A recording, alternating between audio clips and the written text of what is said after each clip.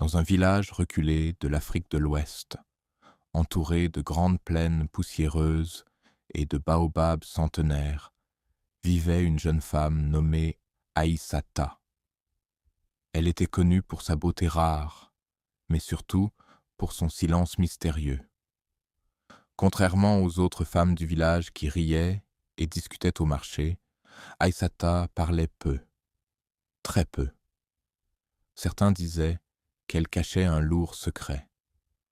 Un jour, un jeune homme nommé Moussa, courageux et ambitieux, arriva dans ce village après avoir parcouru plusieurs régions à la recherche d'une femme digne de devenir son épouse. Dès qu'il posa les yeux sur Aïssata, il sentit quelque chose de différent. Ce n'était pas seulement sa beauté. C'était comme si un mystère invisible l'entourait. Malgré les avertissements des anciens, Moussa décida de la demander en mariage. Le vieux chef du village le regarda longuement avant de dire « Mon fils, certaines beautés cachent des tempêtes. Réfléchis bien avant de t'engager. » Mais Moussa, aveuglé par l'amour, refusa d'écouter. Le mariage eut lieu et tout le village célébra leur union. Les tambours résonnaient, les femmes dansaient et la joie semblait infinie. Pourtant, cette nuit-là, quelque chose d'étrange se produisit. Au milieu de la nuit, Moussa se réveilla brusquement. Il sentit un froid glacial dans la pièce. Il tourna la tête, et Aïssata n'était plus à côté de lui. Intrigué, il sortit discrètement de la maison et suivit des traces dans le sable. Elles le conduisirent jusqu'à une vieille forêt que les habitants évitaient depuis des générations. Le cœur battant, il continua d'avancer, jusqu'à entendre des murmures étranges. Caché derrière un arbre, il vit une scène qui le glaça de terreur. Aïssata, sa propre femme, se tenait au centre d'un cercle mystérieux, entouré d'ombre. Ses yeux brillaient d'une lumière surnaturelle, et sa voix n'était plus la sienne. Elle parlait une langue inconnue, invoquant des forces invisibles. Moussa comprit alors la vérité. Aïssata n'était pas une femme ordinaire.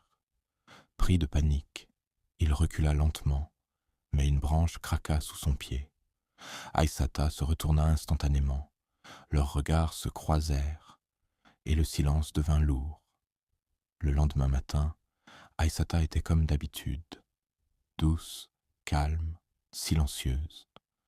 Mais Moussa, lui, n'était plus le même. Il vivait avec la peur dans le cœur. Les jours passaient, et chaque nuit, Aïssata disparaissait. Moussa ne dormait plus, il devenait faible, maigre et inquiet. Les villageois commencèrent à remarquer son changement. Un soir, incapable de supporter ce poids, il alla voir le vieux sage du village.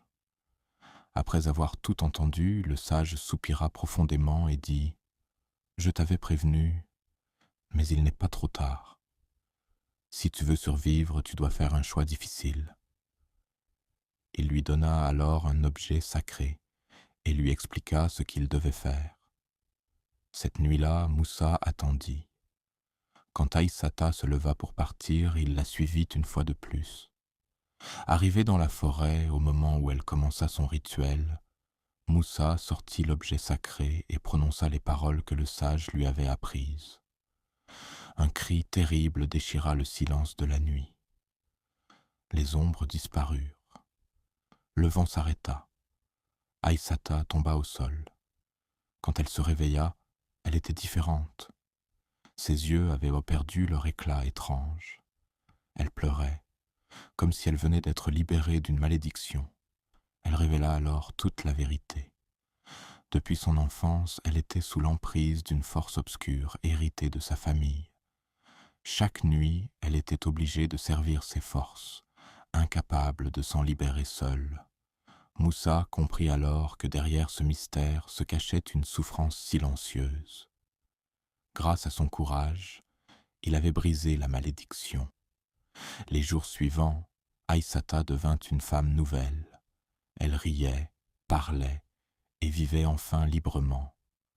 Le village, d'abord méfiant, finit par accepter son changement, mais cette histoire resta gravée dans les mémoires, car elle nous enseigne une vérité profonde. Tout ce qui brille n'est pas toujours ce qu'il paraît, et parfois, derrière le silence de certaines personnes, se cache une bataille que personne ne voit. Alors avant de juger, apprends à comprendre